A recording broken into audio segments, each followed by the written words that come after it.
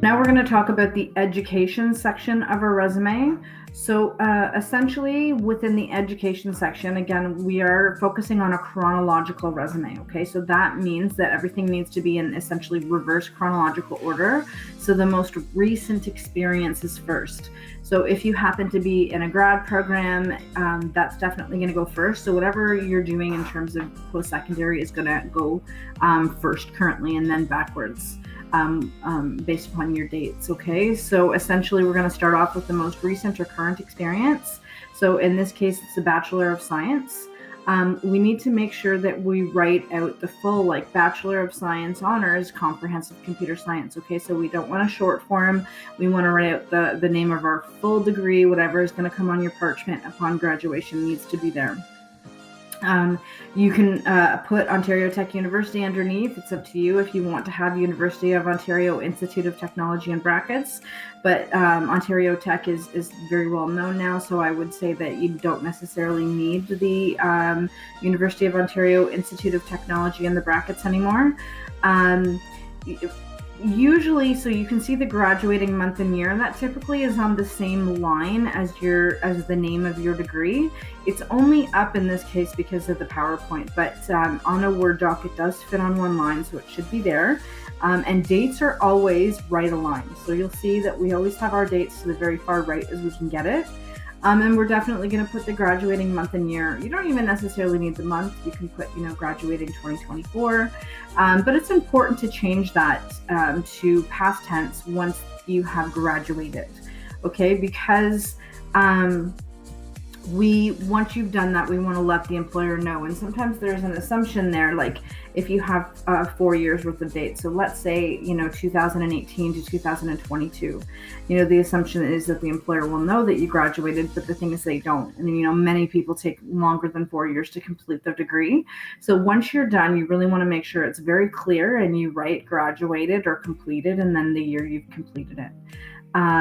So again, you're going to do this for any post-secondary. So I want you to remove any high school that you have in your education. It's no longer relevant.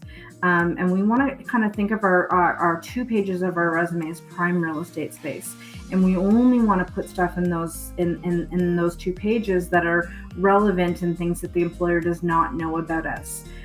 So definitely they know we've been to high school, they know we've graduated, obviously, or we have its equivalency in order to make it into university. So essentially we're only going to focus in on post-secondary.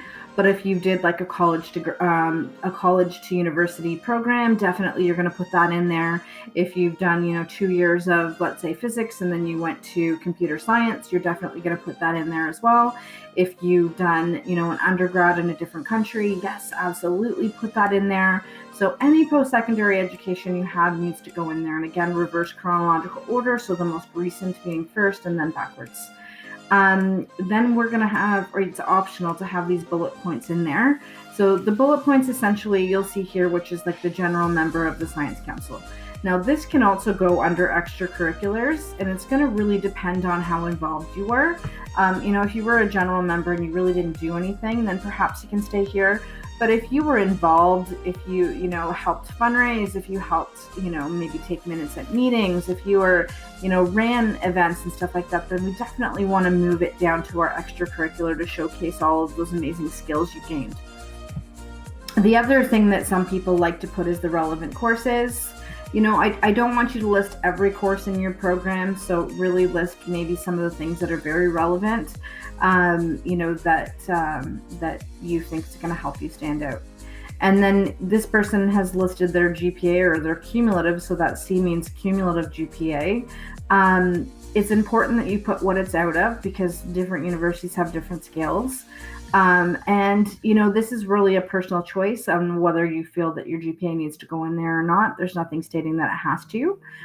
It's totally up to you if you want to put there in there or not. And the other thing you can do is change this heading from education to education and training.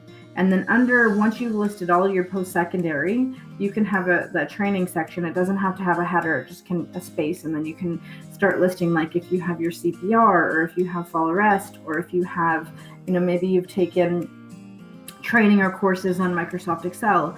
So anything like that you've done, you definitely can list in there if it's relevant. And that's the end of education.